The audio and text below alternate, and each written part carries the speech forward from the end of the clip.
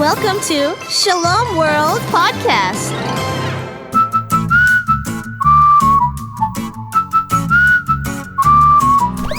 Come and play with Katie and Koco.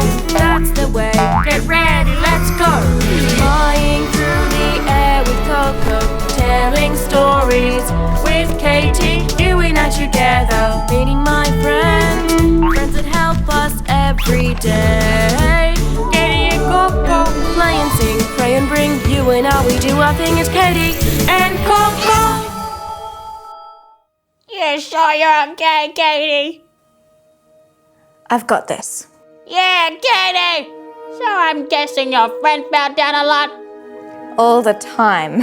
Why? Could he not walk properly or something?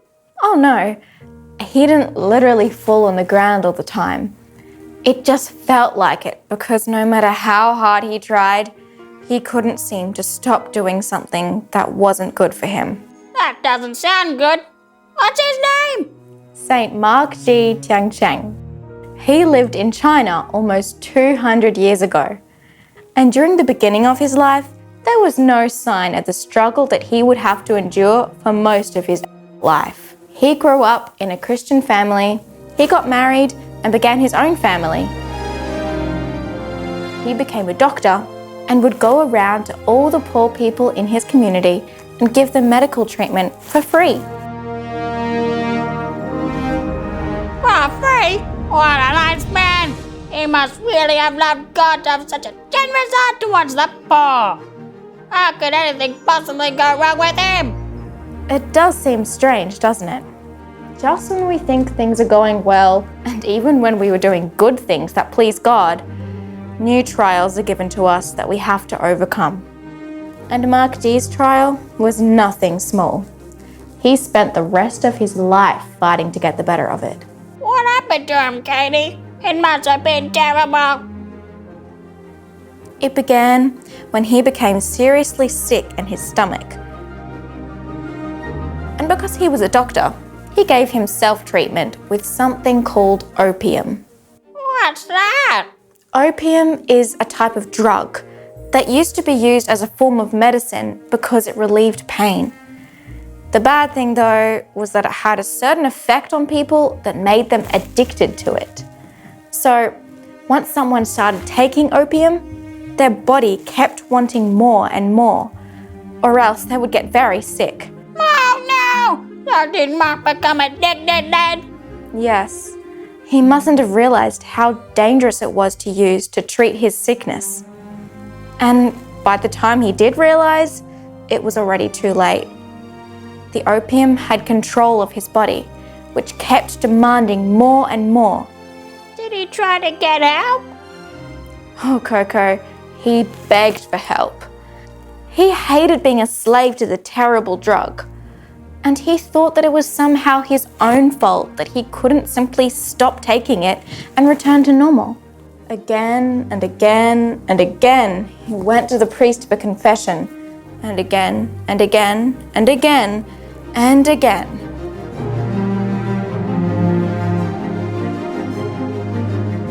He would confess that he had taken more opium, even though he had resolved never to make the same mistake the last time he went to confession.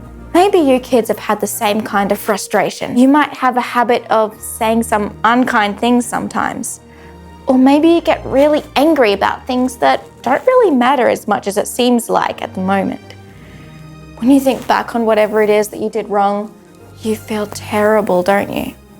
And you say to yourself that from now on, you're going to be kind to everyone. You're going to be calm, patient, helpful, generous.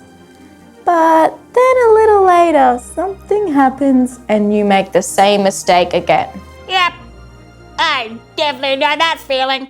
I can't remember how many times I've told myself never going to post again. Too many. Even when we try to learn something, it can be difficult.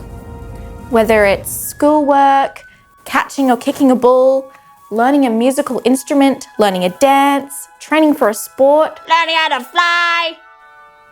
Yep. Whenever we're trying to succeed something, most of the time We fail first about a gazillion times before we finally get it right. And it's hard not to give up when we keep messing up over and over again. It's so annoying, isn't it? Well, imagine that frustration you felt and times it by 1,000, and you might get some idea of how our poor friend Mark G felt. Katie, I only want to imagine that. It sounds like torture. I think I'd rather listen to my grandma Bobby sing. And believe me, that is torture. Oh, my ears hurt just thinking about it. Well, remind me never to let your grandma Poppy sing to me. Unless you want me to do some serious penance, Katie. I wouldn't recommend it. Trust me. Okay, Koco, we don't want to upset Grandma Poppy too much. Yeah, tell me more about St. Mark G before her voice gets stuck in my head and I can't get it out and I get a headache. How did he stop taking back drugs in the end? He didn't. That's good. Why, what? Did you say he didn't? He never stopped taking them? Never. But I thought you said he never gave up and he kept getting up every time he fell. And he never did give up. If he gave up, Koco, do you think he would have kept coming back to church and to confession? I guess not. He hated his addiction. But even though it had control over his body, he wouldn't let it gain control over his mind and especially his spirit. He knew that God still loved him, and somehow he just couldn't let go of his own love for God. But unfortunately, things got even worse. What? You coconuts? How can things get any worse? Back then, people didn't know a lot about drugs and how they affect people. So when people like Mark G got addicted, other people thought they were just too lazy and uncontrolled to be able to give it up. In Mark G's case, that meant that when he kept coming back to confession saying the same thing, the priest eventually became convinced that Mark wasn't truly sorry for continuing to use the drug. So our friend was told that until he stopped taking the opium altogether, he couldn't receive Jesus in Holy Communion and Mass or come to confession. Oh no, but you said he never gave up that drug. That means he wasn't allowed those things for the rest of his life, right? That's right. Now, by this point, you'd think that most people would probably give up and turn against God for letting so many terrible things happening, right? Not St. Mark G. He didn't hate God for giving him such a hard time. He thanked God for this big challenge and was determined to prove that he still loved God no matter what. So, even though he wasn't allowed to receive Holy Communion, he still came to Mass to pray. And do you know what was his most important prayer? What? He prayed that if he couldn't overcome his addiction, God would grant him the grace of a martyr's death. He wanted to die for Jesus, since he was robbed of the chance to fully live for Jesus. Wow, Mark G was very brave, Katie. Did he get to die for Jesus in the end?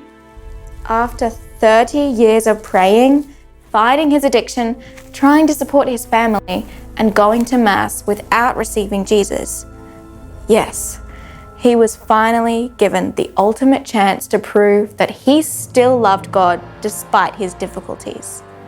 He knew God would not let all his suffering go to waste. And the final reward Mark G was given for his faith was far greater than the relief of being freed from his addiction. His final reward was home in heaven. He definitely deserved it. How did he die, Katie? All his life, Mark G had lived a relatively peaceful life as a Christian in China. But eventually, there came a time where Christians were hated by a particular political group. Mark G was captured along with his family and other Christians in his village. They were given two options: to give up their faith or to die. His family was taken too. Grandpa, where are we going? Would you kids have been scared too? We are going home, my son. Lucky Mark G was there to comfort his grandkids. he was right by their side until the end, Koco. When he was given the chance either to die or give up his faith, he didn't even have to consider his decision. He chose to die, knowing that very soon he would enter into a life more real and happy than any life he could have lived on earth. But he asked the soldiers for him to be the last to die. That way, none of his family would have to die alone. And when it finally came for his turn to be killed, he welcomed his new life while singing the litany of his blessed Mother Mary, who he was about to meet. Mary must have been so happy to finally welcome him into her arms and give him to Jesus, whom Mark G had missed so much. Phew! I've been waiting a long time for a happy ending to St. Mark G's story. Koco amazing!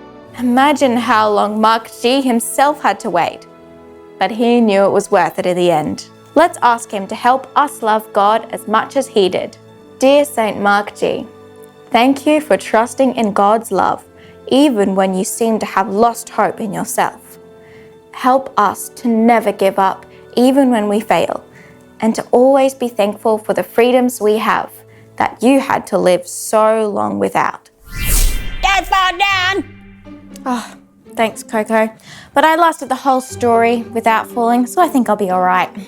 Well, I think you should quickly do a riddle anyway, just in case you start falling again. What's really easy to get into but hard to get out of? I don't know. You're supposed to guess. Oh, is that the riddle? Yep. My bad. What's really easy to get into, Yep. but hard to get out of? Yeah. Jail? That's true, I guess. I hope it's not easy for you to get into jail. Nah, not been in and out. Okay, Koco, maybe we'll leave that for after the show talking. What else? What else is easy to get into but hard to get out of, Any ideas? Situations? What? I don't know, like situations. What kind of situations are you talking about? I don't know, situations you don't want to be in, and then you can't get out of them. Okay, yeah, sure. What's that called? A problem? A problem. So it's easy to get into problems but hard to get out of problems? Yeah. Yeah, unfortunately you're right. And it just caused me so much trouble and it's annoying. Trouble! Exactly! It's hard. It's easy to get into trouble but hard to get out of it sometimes, isn't it? And did you say the answer to the riddle? Yep. That shouldn't have been easy for me because somehow I always find myself in trouble. Yeah, somehow that just doesn't surprise me. Well, it should, because I'm a really good bird. Oh, I never said you weren't. Yeah. See you later, kids. See ya, bye, kiddos. See you next time. Don't look at me. Look at St. Mark G. Come and play with Katie and Koco. that's the way. Get ready, let's go. Flying through the air with Koco. Telling stories with Katie. You and I together, meeting my friends. Friends that help us every day. Katie and Koco. That help us every day. Katie and Koco. Play and sing. Pray and bring you and I, we do our thing. It's Katie and Koco. Shalom World Podcast is now available on all online platforms, including Apple Podcast, Spotify, Amazon Music, and others.